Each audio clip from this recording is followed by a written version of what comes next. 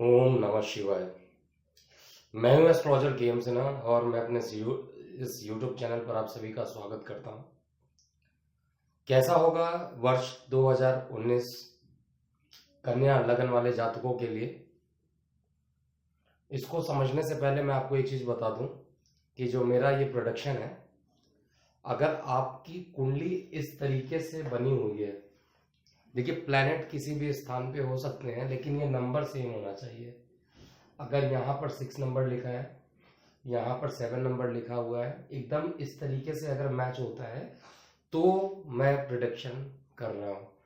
Generally जो production किया जाता है वो चंद्र कुंडली को भी आधार मान के किया जाता है, और नाम के अक्षर को भी आधार मान के किया जाता है। बट मेरा जो प्रोडक्शन होता है वो लगन को मानकर किया जाता है, क्योंकि लगन जो होता है खुद की बॉडी होती है। तो आपके शरीर पर प्लैनेट का क्या प्रभाव होगा वो ज़्यादा अच्छे से प्रिडिक्ट हम लोग कर सकते हैं। तो मेरा टारगेट, जो मेरा आज का वीडियो है, वो कन्या लगन वाले जातकों के लिए ये कैसा वर्ष बीतेगा उसको हम समझते हैं। तो आइए देखिए, सबसे पहले जो कन्या लगन होती है, उस कन्या लगन में जहाँ पे ये 6 नंबर लिखा हुआ है, इसका जो मालिक होता है वो बुध होता है। तो बुध कहाँ पर पोजीशन अभी लेकर रखा हुआ है जब मैं रिकॉर्डिंग कर रहा हूँ, तो इस समय बुध की जो पोजीशन है वो गुरु के साथ तृतीय भाव में है। यानी तृतीय भाव में बुध के साथ गुरु का एक अच्छा योग बना हुआ है, और इस योग के कारण आपका पराक्रम जो है इस समय बढ़ चढ़ के भाग ले रहा है। अब 2019 प्रवेश करते ही क्या होगा, जो बुध होगा वो अपनी राशि को चेंज करेगा।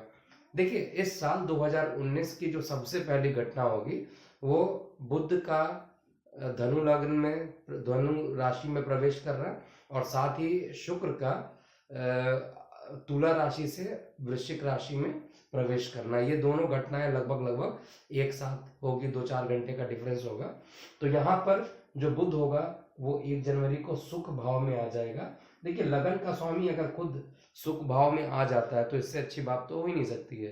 तो आप निश्चित रूप से ये मान के चलिए कि यहाँ पर जो शनि जो बैठा हुआ है, शनि और सूर्य की जो युति बनी हुई है, उसके साथ बुध का भी एक ट्राई कंजुगेशन होगा, और ट्राई कंजुगेशन में आपको निश्चित रूप से यहाँ पर एक सुख की अनुभूति होगी। आपकी स्टार्टिंग वाले जो डेज होंगे बड़ी सुखी बीतेंगे, और ये जो बुध की पोजीशन होगी वो लगभग 20 जनवरी के करीब ये पंचम स्थान पे आ जाएगा। तो 1 जनवरी से 20 जनवरी, यानी मैं कहूँ 7 फरवरी तक का जो टाइम होगा, क्योंकि आपका जो लगन है, जो मेन, देखिए हर कुंडली का एक मेन प्लैनेट होता है, उसको आपको याद रखना पड़ेगा। तो मैं पहले भी लेक्चर्स में बता चुका हूँ कि अगर 1 नंबर लिखा होता है तो सूर्य मेन प्लैनेट बनता है, अगर 2 नंबर लिखा होता है तो आपका शुक्र बनता है, 3 नंबर में बुध फिर बन जाता है, 4 में चंद्रमा होता है, 5 के लिए सूर्य होता है, 6 के लिए बुध बन जाता है, 7 के लिए फिर शुक्र बनता है, 8 के लिए मंगल हो जाता है, और जो 1 नंबर है, 1 नंबर के लिए भी मंगल होता है, 5 नंबर के लिए आपका जो होता है सूर्य होता है, फिर 8-9 नंबर के लिए बृहस्पति होता है, 10 और 11 के लिए जो होता है वो शनि होता है, और जो 12 नंबर है फिर बृहस्पति की राशि बन जाती है। तो आपका लग्नेश जो है जितना स्ट्रांग होगा और केंद्र में बैठा रहेगा तो वो बहुत अच्छा फल देगा। अगर आपका लग्नेश किसी कारण से 6वें, 8वें या 12वें घर में चला जाए तो निश्चित रूप से, अगर कोई विपरीत राजयोग की कंडीशन नहीं बनती है, तो आपको निगेटिव फल देगा, आपको रोग दे सकता है, आपको आपको बहुत ज़्यादा खर्च करा सकता है पैसे। तो ये सारी चीज़ें कंडीशन होगी। तो लग्नेश और इस लगन वाले जातकों का जो बुध होता है, हर लगभग 15-20 दिन के बाद वो अपना राशि परिवर्तन करता है। कभी मार्गी होता है, कभी वक्री हो जाता है। जैसे इस चार्ट में अगर आप देखिएगा तो यहाँ पर देखिए, इस पोजीशन में यहाँ पे प्लैनेट आगे आ रहा है, फिर पीछे जा रहा है, फिर आगे आ रहा है। तो वक्री पोजीशन ये द्वितीय और तृतीय भाव में करेगा, 6वें 7वें भाव में करेगा, और दशम और 11 यानी 10th और 11th हाउस में भी इसका वक्री होना होगा इस प्लेनेट का इस साल के लिए। तो यहाँ पर अगर मैं बुध की पोजीशन देखता हूँ तो मैं निश्चित रूप से आपको बता सकता हूँ कि जो बुध की जो युति बनेगी वो आपका 7 फरवरी तक आपको बहुत ही अच्छा फल देगा।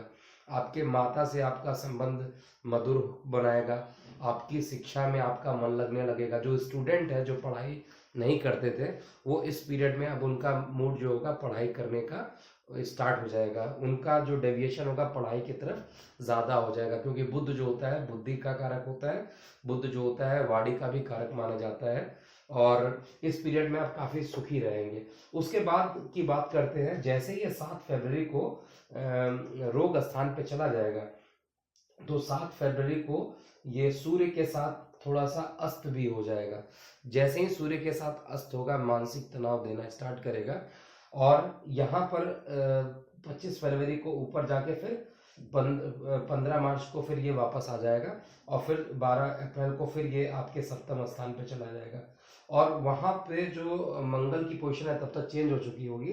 तो जो छठवां पोजीशन आपका है ये 7 फरवरी से लेके आप 1 मंथ का टाइम मान लीजिए, इसमें आपको चमड़े से रिलेटेड रोग हो सकता है अगर आपकी कुंडली में भी बुध सपोर्टिव नहीं है। मैं आपको बार बार बताना चाहता हूँ कि जो ये वार्षिक फलादेश हम लोग करते हैं, ये वार्षिक फलादेश केवल 100% हम नहीं कह सकते हैं सही होगा। अगर ऐसा होता तो हर जातकों के लिए सही होता है, लेकिन प्रॉब्लम क्या होता है कि जो आपकी जो जन्म कुंडली बनती है और जो ये गोचर वाली कुंडली बनती है, गोचर का मतलब जैसे जैसे प्लैनेट ऐसे ट्रांजिट में करेंगे एक राशि से दूसरे राशि में जाएंगे तो उस समय जो होगा जो चेंजिंग आएगी वो 50% मान लीजिए, और जो आपकी जन्म कुंडली होंगी उससे 50%, फिर दोनों का कॉम्बिनेशन करके हम एग्जैक्टली प्रिडिक्ट कर सकते हैं कि इस साल क्या एग्जैक्टली बीतने वाला आपके साथ। लेकिन फिलहाल अगर हम लोग बात करते हैं ये गोचर वाली प्रोडक्शन हो रही है, तो गोचर में एक मंथ का जो टाइम होगा 7 फरवरी से लेके 15 मार्च तक का जो टाइम होगा ये अच्छा नहीं होगा। इसमें चमड़े से रिलेटेड रोग हो सकते हैं, मुंह में छाले निकल सकते हैं, ये टाइप की चीज़ें जो है इस ड्यूरेशन में रहेगा।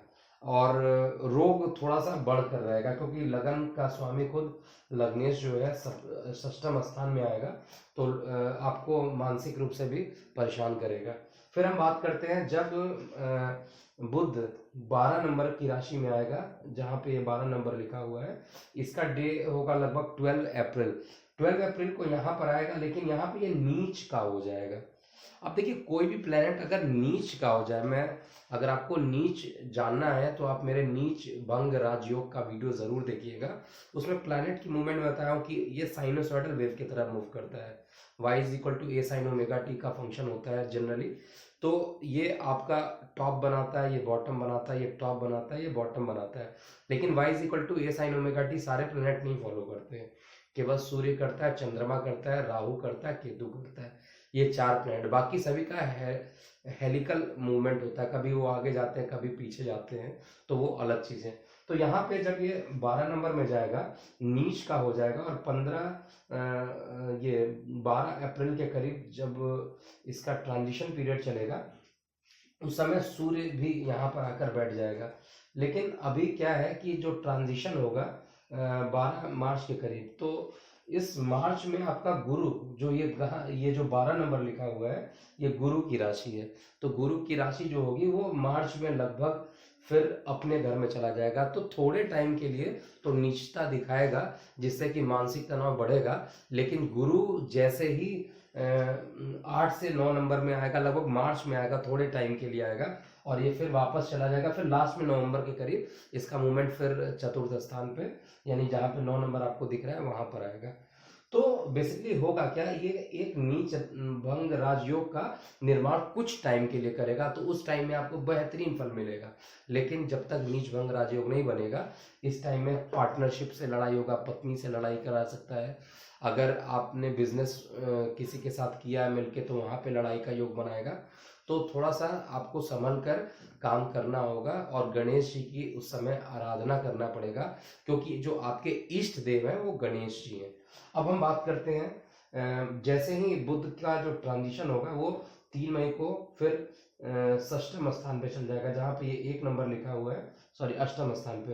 तो 8th हाउस में जैसे ही ये 3 मई को जाएगा, 3 मई को जाने के कारण यहाँ पे फिर आपका प्रॉब्लम क्रिएट करेगा, क्योंकि बुध का जो अष्टम स्थान में जाना होगा, लग्नेश का, किसी भी लग्नेश का नीच होना, किसी भी लग्नेश का छठे, 8वें या 12वें घर में जाना और विपरीत राजयोग ना फॉलो होना, ये कहीं ना कहीं एक निगेटिव इंडिकेशन देगा। और यहाँ पर जब ये पहुंचेगा 3 मई के करीब, तब तक सूर्य भी अपनी राशि परिवर्तन कर लेगा। तो सूर्य उच्च का अगर होकर ये परिवर्तन करता तो नीच भंग हो जाता, लेकिन यहाँ पे नीच भंग नहीं हो रहा है। तो इस कारण से यहाँ पर आपको एक रोक देगा, आपको अपनी वाणी पर भी संयम रखना पड़ेगा। हो सकता है आपके मुंह से बहुत ऐसे अपशब्द निकले अगर आपकी कुंडली में बुध अच्छा नहीं होगा। तो गोचर वाइज और आपकी कुंडली का जो मिलाकर प्रोडिक्शन होगा, उस पीरियड में हो सकता है कि आपकी वाणी पर भी थोड़ा सा कंट्रोल ना हो, आपके खर्चे बढ़े, तो इसको थोड़ा सा ध्यान देने की जरूरत है। क्योंकि जब यहाँ 3 मई से 18 मई, ये जो 15 दिन का जो टाइम है, इसमें थोड़ा सा वाणी पे संयम लगना है। और जो 7 फरवरी से लेके 15 मार्च तक का टाइम है, इसमें थोड़ा हेल्थ से कॉन्शियस रखना है आपको। फिर ओवरऑल उसके बाद का जो पीरियड है बुध का, वो काफी अच्छा फल देगा। एक 26 अगस्त से लेके 11 सितंबर तक का जो एक टाइम होगा, उसमें भी एक नेगेटिव फल देगा। बाकी मैं देख रहा हूँ ये पूरा का पूरा बुध जो है, जो आपका लग्नेश भी है, तो ये अच्छा फल देने वाला है इस साल। तो आपको 2 चीज का ध्यान देना है कि जब भी प्रॉब्लम में आप फंसिए, आपको चाहिए क्या, एक गणेश जी की का फोटो, लॉकेट मत बनवाइएगा, गणेश जी का फोटो अपने जेब में हमेशा रखिए। जितने भी बुध लगन वाले जातक होते हैं, उनको गणेश जी का फोटो अपने पास हमेशा रखना चाहिए। अब हम बात करते हैं सूर्य का ट्रांजिशन क्या होगा, क्योंकि सूर्य जो होता है आपकी कुंडली में एक द्वादश स्थान का स्वामी होता है। अगर पोजीशन इसकी अच्छी हो गई तो खर्चे बढ़ा देगा, लेकिन अगर पोजीशन खराब है तो उस पोजीशन में आपको बेनिफिट दे भी सकता है, नहीं भी दे सकता है। फिर मैं बार बार यही बोल रहा हूँ, ये डिपेंड करेगा कि आपकी जन्म कुंडली में उसका डिग्री वाइज कैपेबिलिटी कितनी है, कितने अंश पर आपका प्लेनेट है, ये सारी चीजों को हमें देखना पड़ता है। अब हम अगर देखें यहाँ पे, तो पूरी की पूरी कुंडली में जो ट्रांजिशन फेज डेवलप हो रहा है, 16 दिसंबर अभी सूर्य धनु राशि में, फिर ये आपका 14 जनवरी के करीब, यानी जो न्यू ईयर का जो टाइम होगा, उसमें सूर्य जो होगा आपके पंचम स्थान पे, जैसे हर साल पहुंचता है वैसे इस साल भी आपके पंचम स्थान पे पहुंच जाएगा। और जैसे ही पंचम स्थान पे पहुंचेगा, वहां पर केतु भी होगा। देखिए, सूर्य एक गर्म प्लेनेट होता है और केतु भी एक गर्म प्लेनेट होता है, तो पेट से रिलेटेड यहाँ पर रोग देने का संकेत देगा, क्योंकि ये द्वादश स्थान का भी स्वामी है और प्लैनेटरी, और द्वादश स्थान को देख भी, मतलब द्वादश से ये अष्टम स्थान को देख रहा है, द्वादश के रिस्पेक्ट में ये 6वां षडाष्टक वाला योग बन रहा है। यहाँ पे 6 और 8 का जो कॉम्बिनेशन होता है, बहुत ही निगेटिव कॉम्बिनेशन माना जाता है। तो 14 जनवरी को सूर्य के प्रेजेंस के कारण आपको जो होगा पेट से रिलेटेड रोग यहाँ पर दे सकता है, लेकिन जैसे इसका ट्रांजिशन 13 फरवरी को ये रोग स्थान पे जाएगा, वहां पे आपके रोग, ऋण, शत्रु सबको खत्म करता हुआ जाएगा। तो रोग आपका खत्म करेगा। और जब ये 15 मार्च के करीब फिर यहाँ पर बैठ जाएगा, तो मंगल यहाँ से ऑलरेडी ट्रांजिट कर जाएगा। बुध का इसको यहाँ पे सपोर्ट, बुध नहीं मिलेगा यहाँ पे जब सूर्य की युति होगी और सूर्य खुद आपके लगन को देख रहा होगा, तो आपके अंदर एक थोड़ा सा एग्रेसिवनेस ज्यादा डेवलप करेगा। आप एग्रेसिव हो सकते हैं किसी भी चीज को, आपके पार्टनरशिप से आपका नुकसान हो सकता है। तो यहाँ पे बुध लगन वाले जातकों के लिए मैं पहले, कन्या लगन वाले जातकों के लिए मैं पहले ही बता दूं कि सूर्य का जो मूवमेंट है, वो क्योंकि द्वादश आपके स्थान से है, इसलिए आपके लगन से द्वादश होता है, यानी व्यय के स्थान पर होता है, इसलिए इसका ट्रांजिशन आपको अच्छा नहीं देता है। तो वैसे भी कहा जाता है जनरली ज्योतिष शास्त्र में कि अगर आपका लगन कन्या लगन है, तो आपको सूर्य भगवान को निरंतर जल देना चाहिए और उनसे प्रार्थना करना चाहिए कि आपके खर्चों को खत्म कर दें, उनको बढ़ाए ना, क्योंकि सूर्य जो है द्वादश स्थान का स्वामी हो गया है। तो सूर्य बहुत अच्छा फल नहीं देने वाला है। कुछ जगह पर जैसे बुध आदित्य योग जहाँ पर बना रहा है, यहाँ पर कुछ टाइम के लिए आएगा, तो यहाँ पर 25 सितंबर का जो टाइम होगा फिर आपको नेम फेम सब कुछ दे देता है। सूर्य और बुध का जो कॉम्बिनेशन होता है, सूर्य होता क्या है, आपका आत्मा है, और बुध क्या है, वाणी है। अगर आत्मा और वाणी मतलब आप बोल भी रहे हैं और जो सोच रहे हैं वही बोल रहे हैं, तो उस कंडीशन में क्या होगा कि आपका नेम फेम दोनों बढ़ेगा। और ये पराक्रम स्थान में फिर 17 नवंबर को जाएगा, जबकि 18 अक्टूबर को ये नीच का हो जाएगा। तो यहाँ पर आपको कुटुंब से या वाणी से प्रॉब्लम करेगा। तो सूर्य ओवरऑल मैं ये कह सकता हूँ कि बहुत आपका आत्मा है, और बुध क्या है, वाणी है।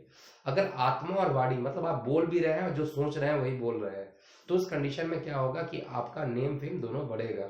और ये पराक्रम स्थान में फिर 17 नवंबर को जाएगा, जबकि 18 अक्टूबर को ये नीच का हो जाएगा। तो यहाँ पर आपको कुटुंब से या वाणी से प्रॉब्लम करेगा।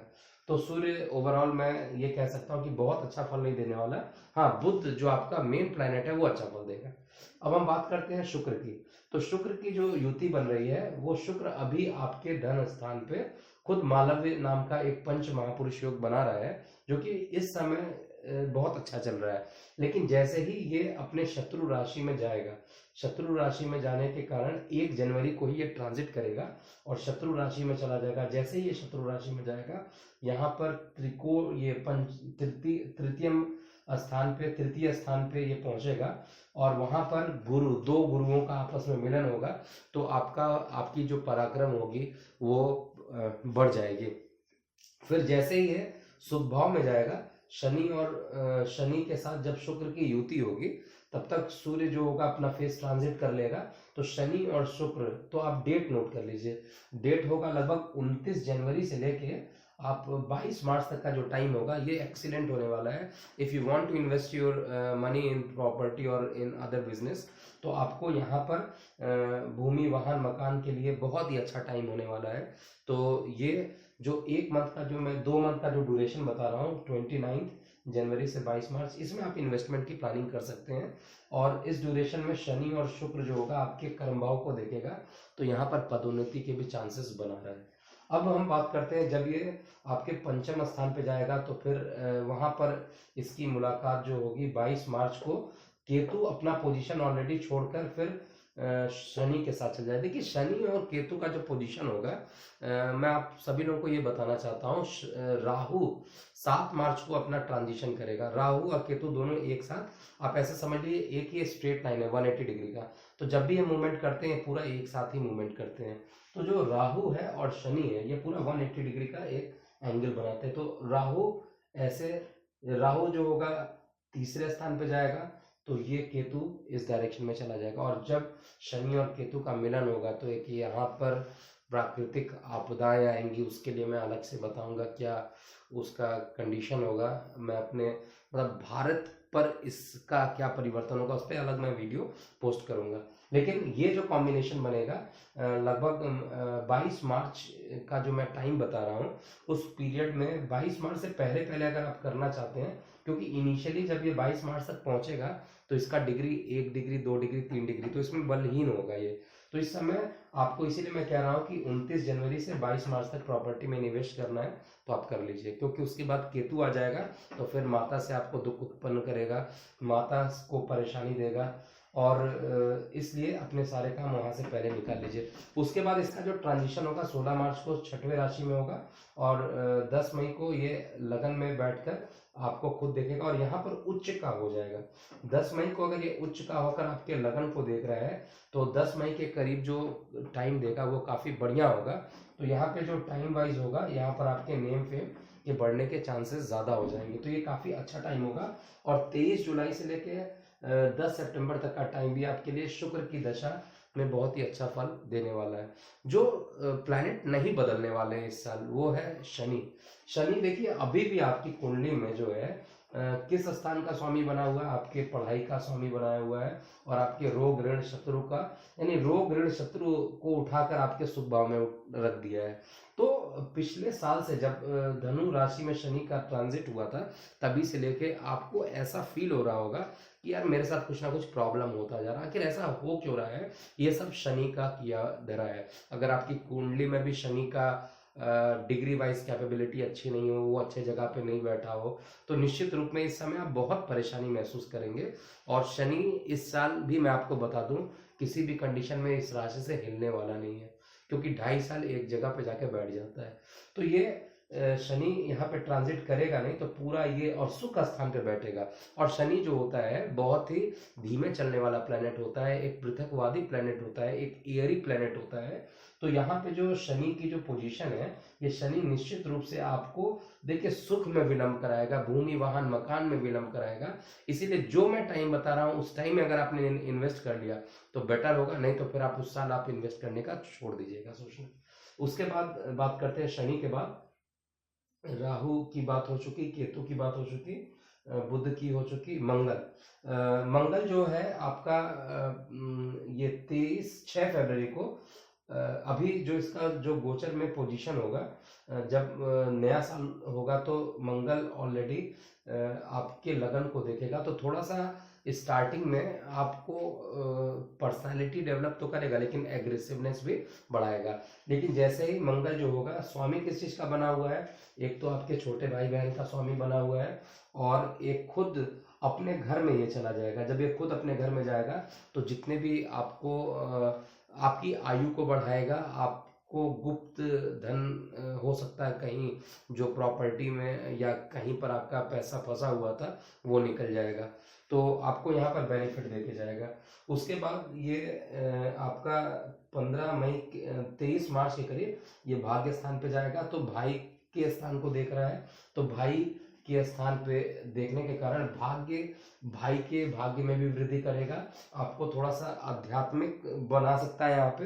क्योंकि यहाँ पे जो युति बनी हुई है अभी प्रेजेंट, मतलब 6 फरवरी से पहले पहले तक, यहाँ पर मंगल बृहस्पति की राशि में बैठा हुआ है, और जो बृहस्पति है वो मंगल की राशि में बैठा है। तो ये जो राशि परिवर्तन होता है ये बहुत ही शुभ प्रभाव माना जाता है। तो यहाँ पे राशि परिवर्तन तो किया हुआ है, तो गुरु निश्चित रूप से यहाँ पे अच्छा फल दे रहा है 6 फरवरी तक। उसके बाद ये 23 मार्च को अपने नवम स्थान पे जाएगा। फिर 7 मार्च को जैसे ये केंद्र में आ जाएगा तो भाइयों का प्रमोशन कराएगा, आपका प्रमोशन कराएगा। और उसके बाद 22 जून के करीब, डेट नोट कर लीजिएगा, 22 जून के करीब ये नीच का हो जाएगा। और ये जब नीच होगा, उसके नीच होने के साथ साथ इसका बुध, यहाँ पर बुध भी ट्रांजिट करेगा उस समय, और बुध और मंगल की जो युति बनेगी वो एक यहाँ पर हम ये निश्चित रूप से बोल सकते हैं बहुत अच्छा फल तो नहीं देगा, आपको कान से पीड़ा दे सकता है क्योंकि नीच का रोग बैठा, और रोग पेट में रोग भी दे सकता है। तो ये वाले डेज आपके अच्छे नहीं होंगे। तो ओवरऑल अगर मैं फिर प्रतिशत वाइज बताता हूँ, क्योंकि मैं स्टार्टिंग से बताया हूँ कि हर लगन वाले जात को लिए कैसा फल देगा, तो मैं आपको ये बता सकता हूँ कि 70 से 75% तक ये आपको ये 2019 का टाइम अच्छा बीतेगा। और आपको बस एक शनि भगवान की आराधना करना है, पॉकेट में आपको गणेश जी की फोटो रखनी है, और हमेशा जहाँ आपको कष्ट लगे गणेश जी को याद कीजिए। हो सके तो मंगलवार को आप केलों का दान कर सकते हैं हनुमान मंदिर में,